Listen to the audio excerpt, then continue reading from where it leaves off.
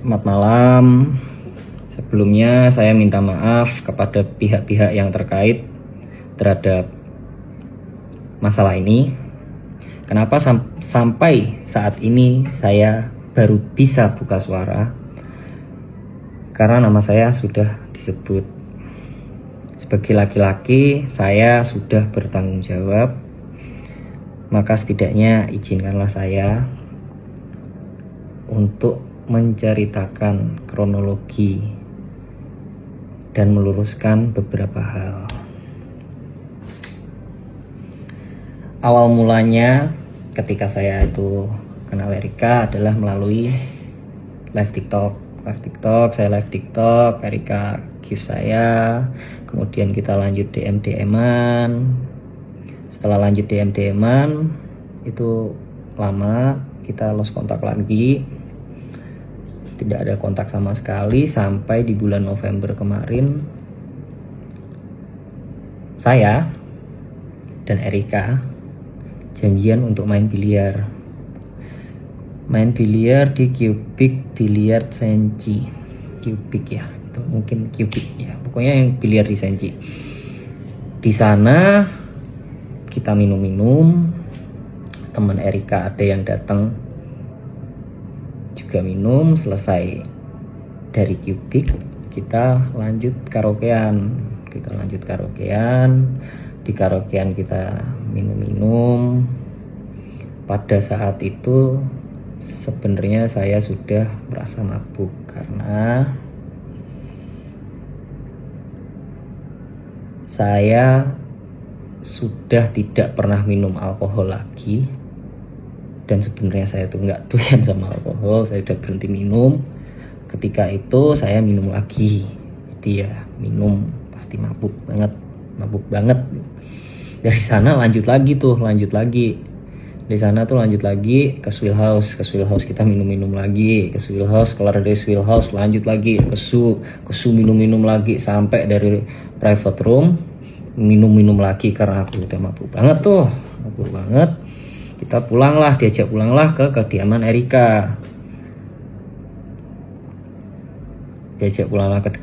Erika. Dibilang jangan pulang, kan mabuk, di sini aja. Oke. Besokannya saya kan punya job di Batam. Keesokan harinya saya berangkat ke Batam. Pada saat itu kita masih intens, cacatan kita masih intens, kita masih video call bareng gitu kan, Tiba-tiba Erika ini samperin aku, saya tidak tahu. Tiba-tiba Erika itu samperin aku udah sampai di Batam. Akhirnya nemenin saya perform, minum juga. Selesai perform itu minum juga. Pulang bareng. Esokan paginya saya berangkat ke Batu Raja. Kok Batu Raja ya? Mana ya? Jambi. Esokan harinya saya berangkat ke Jambi. Erika pulang ke Jakarta. Kita flat berbeda.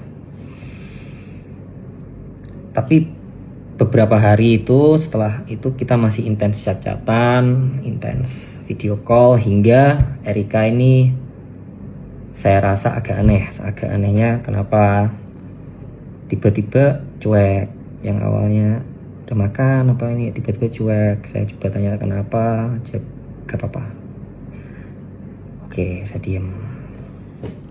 Saya coba chat lagi, lama-lama nggak ada jawaban. Saya chat sampai bener-bener nggak ada jawaban. Akhirnya aku chat panjang, kamu nih kenapa sih sebenarnya, ngomong kalau ada apa-apa itu ngomong, coba jelasin ada apa. Di sana dia marah karena dia marah dengan alasan yang tidak jelas. Menurut saya itu ya ini tuh ada masalah apa sih, kan nggak jelas. Akhirnya saya cuma jawab dengan emot senyum. Ya sudah. Tiba-tiba setelah itu kita nggak ada kontak sama sekali di tanggal 30 Desember. Itu 1 hari sebelum saya main di Medan untuk acara New Year. Erika telepon.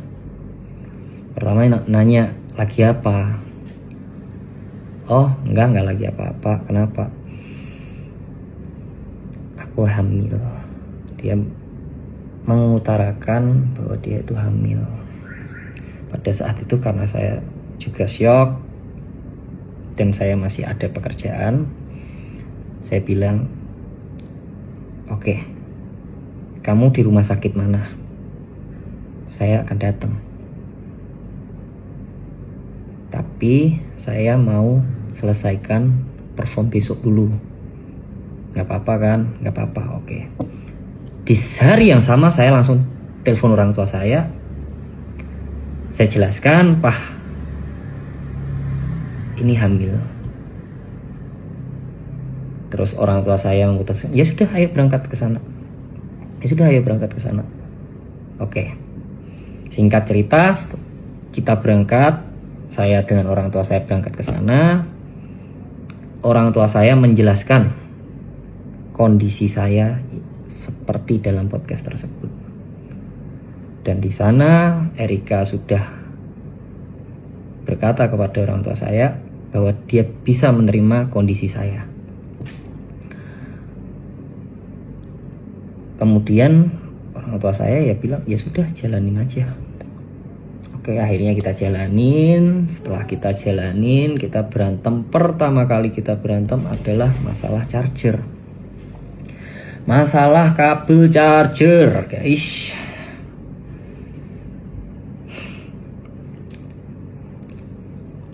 Jadi pada saat itu kabel charger saya kan nggak ada. Dia itu pinjemin kabel chargernya dia. Karena kan itu kan aku kan berangkat keluar kota. Nah, setelah selesai perform, saya buru-buru pulang, terlebih dahulu pulang untuk temani Erika. Karena saya tahu posisinya lagi hamil. Saya selesai perform, saya ambil flight yang paling pagi untuk temanin Erika. Saya capek, masih apa.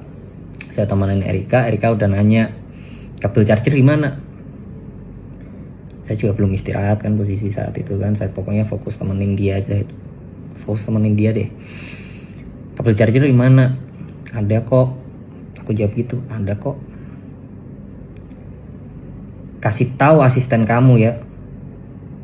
Suruh cari itu kabel charger. Bilang Erika marah. Pada saat itu saya juga tersulut emosi. Saya bilang, ini apa-apaan? Cuman masalah kabel charger aja marah.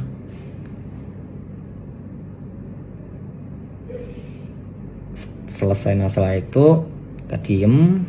Akhirnya berbaikan lagi. Jalan lagi. Setelah jalan lagi, pagi hari kita mau keluar bareng. Di pagi hari itu kita mau keluar bareng. Karena pada saat itu celana panjang saya itu semua lagi dicuci. Saya bilang, apa aku pakai celana pendek aja ya? Yang agak saya shock pada saat itu, dia berkata kepada saya, kamu tahu nggak jalan sama siapa? Kok bisa-bisanya pakai celana pendek? Jujur, pada saat itu saya sangat terpukul gitu kan. Tapi saya berusaha positive thinking. Oh, mungkin karena ini hormon ibu hamil. Saya diam, saya keluar dari kamar, saya ngerokok, saya mencoba tenangin diri. Kemudian saya berusaha untuk masuk lagi ke kamar tersebut.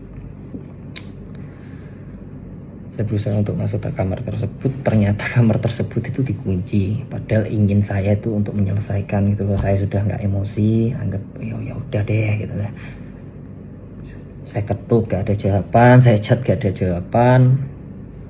Oh ya sudah, tidak lama Orang cincin ini telepon, orang cincinnya telepon, bilang, "Kak, ini cincinnya udah selesai, udah bisa diambil." Oh oke. Cincin udah bisa diambil, oke. Saya telepon teman-teman saya pada saat itu untuk antar saya ambil cincin. Untuk antar saya ambil cincin sama ngopi. Tapi saya chat Erika, saya bilang saya ambil cincin, saya ngopi dulu. Udah pulang dari sana. Setelah ambil cincin, saya berusaha masuk lagi, ternyata pintu udah dibuka. Tapi ini posisi teman saya sudah pada pulang ya, istilahnya teman saya tuh cuman antar saya.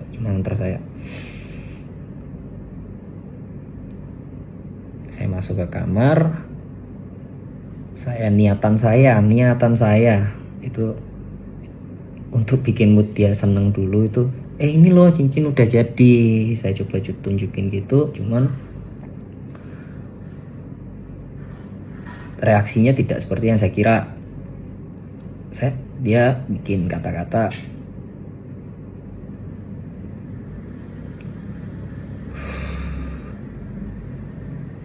"Saya sepertinya tidak bisa melanjutkan hubungan ini. Udah, kamu diam aja.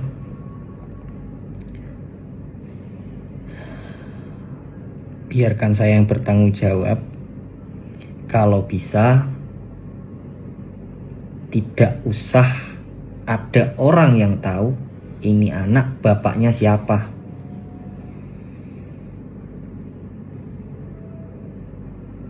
Saya mau apa lagi gitu kan. Oh ya sudah, karena saya sudah mendapatkan kata-kata tersebut, saya ngomong, masih pada saat itu saya ngomong, "Nggak marah toh?" Dia bilang enggak. Oh ya udah, saya beres-beres. Itu jam 2 pagi. Antara jam 2 pagi pokoknya itu udah subuh aja deh.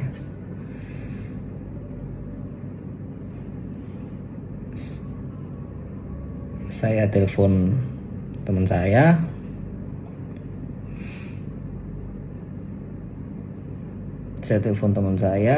Untuk jemput. Saya beres-beres barang, saya pulang ke rumah saya. Di saat itu juga saya langsung telepon orang tua saya kabarin, "Pah, Mah, ini dia bilang gak mau melanjutkan. Dia tadi bilang aku suruh diam. Kalau bisa anaknya gak usah tahu bapaknya siapa." "Ya sudah kok, papa mamaku bilang gitu." "Ya sudah kok, yang penting kamu sudah bertanggung jawab."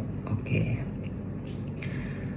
Dari sana ya sudah, saya tidak pernah chat-chatan lagi, tidak pernah tanya kabar pun juga tidak pernah, karena saya menghargai kata-kata dia pada saat itu.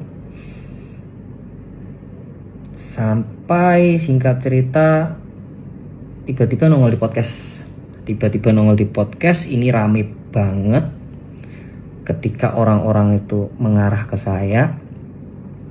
Di hari yang sama itu saya sudah coba untuk chat Erika, "Boleh telepon nggak? Saya mau klarifikasi. Tapi ini aku cukup klarifikasi ke kamu, nggak perlu klarifikasi ke sosmed." Aku tanya lagi, "Bisa telepon nggak?" Hingga saat ini itu tidak ada jawaban. Kemudian untuk masalah pengancaman,